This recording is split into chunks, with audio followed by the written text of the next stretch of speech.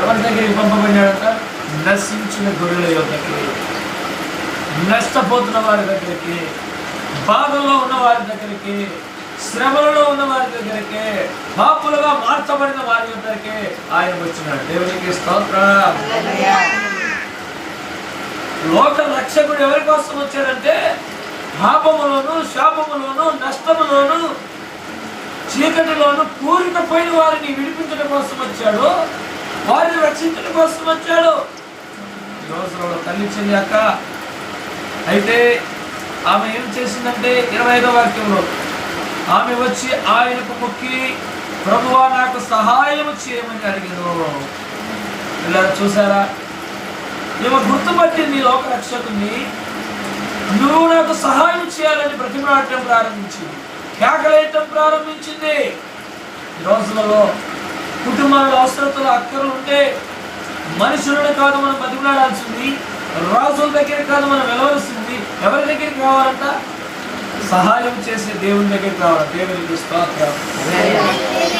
ఆయన ఎక్కడి నుండి నడిపిస్తాడో, ఎలా నడిపిస్తాడో, తన పిల్లల అవసరతలు తీరుస్తాడు అంతే. దేవునికి స్తోత్రం. సహాయం చేస్తాడని ఒక నమ్మకంతో వచ్చింది కానాను స్త్రీ, ఎంతో విశ్వాసంతో వచ్చింది కానాను స్త్రీ. తన కుటుంబంలో తన కుమార్తె బాగుపడుతుంది ఆయన ఒక మాట సెలవిస్తే అని నమ్మకంతో వచ్చింది.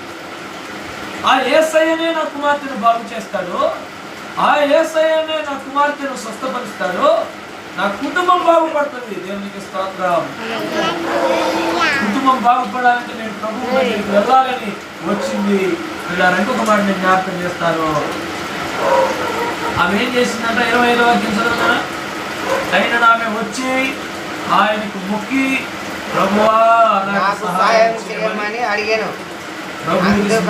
ప్రారంభించింది, ప్రభువుకు మొక్కడం ప్రారంభించింది. ప్రియులారా, ఈ రోజులలో దేవునికి మన మొక్కుబడులు చెల్లించే వ్యక్తులుగా మనం ఉండాలి. దేవునికి స్తోత్రం.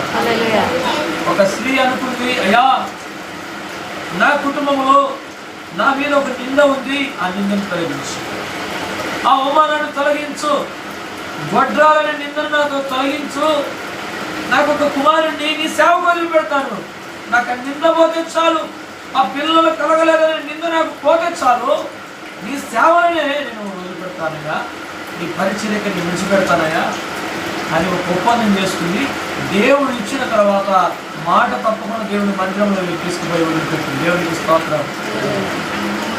దేవుని మందిరంలో వదిలిపెడితే దేవుడు ఏం చేశాడు తెలుసా? గొప్ప ప్రవక్తగా మార్చాడు. దేవునికి స్తోత్రం. ఆయన పేరు సమూయేలు. ఆ సమూయేలే ఈ దావీదును అభిషేకించిన వ్యక్తి. దేవునికి స్తోత్రం. ఈ దావీదును ఈ కానాను స్త్రీ గుర్తుపడతా ఉంది. దావీదు కుమారుడా అని కేకలు వేస్తుంది. రోజులలో ఎన్ని తరాలను గుర్తుపెట్టుకుంటూ వచ్చాడు. నీవు నేను మన పితరులను మనం గుర్తుపట్టి, మన పితరులు ఎలా ముందుకు సాగారు, మన పెద్దలు ఎలా ముందుకు సాగారు, ప్రభు మార్గం ఎలా సాగారు, ఎలా దీవెనకరంగా మార్చబడినారు, ఎలా ఆశీర్వాదకరంగా మార్చబడినారు, ఎలా శ్రమల ఊపిలో నుండి బయటికి వచ్చారు, కష్టాల కొలిమిలో నుండి ఎలా బయటకు వచ్చారు, శ్రమల ఊపిలో నుండి ఎలా బయటకు వచ్చారు, ఎలా నిందలు